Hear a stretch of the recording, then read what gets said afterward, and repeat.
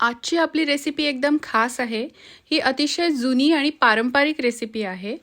पूर्वी लग्न, मुंज या कार्यांमध्ये रुखवतात ठेवण्यासाठी हे पदार्थ बनवले जात असत आणि यापासून खीर बनवली जात असे। अजूनही काही ठिकाणी ही परंपरा टिकून आहे। ज्या लोकांना आपल्या जुन्या पारंपरिक रेसिपी करायला आवडतात, ही रेसिपी खास त्यांच्यासाठी। यासाठी लागणारं आधी पीठ तयार करून घेऊयात। यासाठी आपण अर्धी वाटी रवा घेतलाय आणि तो दुधामध्ये घट्ट भिजवून घेऊयात आणि 15 मिनिटं हा व्यवस्थित भिजून देऊयात।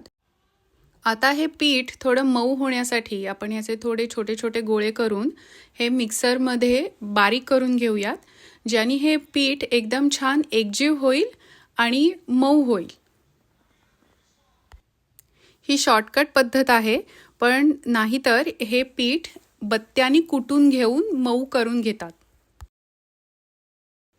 घवले तयार करण्यासाठी इथे मी एक छोटा पिठाचा गोळा घेतलाय। हाताने तो थोडा लांब करून घेऊयात आणि एका चिमटीमध्ये जेवढं छोटं पीठ मावेल तेवढं घेऊन दोन्ही बोटांनी दाब देऊन हे जोरात पिळून घ्यायचंय आणि ह्याचा असा लांबुळका आकार तयार करायचा आहे। याचा आकार गव्हासारखा दिसतो, त्यामुळे ह्याला घवले असं म्हटलं जातं।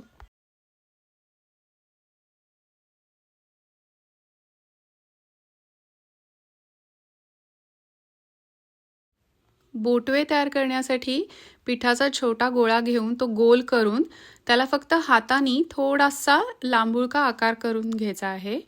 हे घवल्यांप्रमाणेच असतात, पण थोडेसे जाड असतात।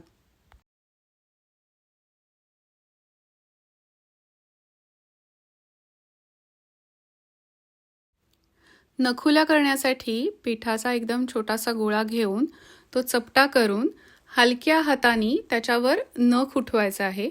खूप जोरात दाबायचं नाहीये, नाहीतर पिठाचे दोन तुकडे होतात। नख वापरून केल्यामुळे याला नखुल्या असं म्हटलं जातं। फणुल्या करण्यासाठी फणी वापरतात। माझ्याकडे फणी उपलब्ध नसल्यामुळे मी बारीक दाते असलेला कंगवा वापरतेय। नवीन कंगवा घेऊन त्याच्यावर पिठाचा गोळा ठेवून हलक्या हाताने दाब देऊन फिरवून घ्यायचा आहे आणि अशा प्रकारे फणुल्या तयार होतात। वेगवेगळ्या भागांमध्ये थोड्याफार फरकाने याची नावं आणि आकार हे थोडेफार वेगळे असतात।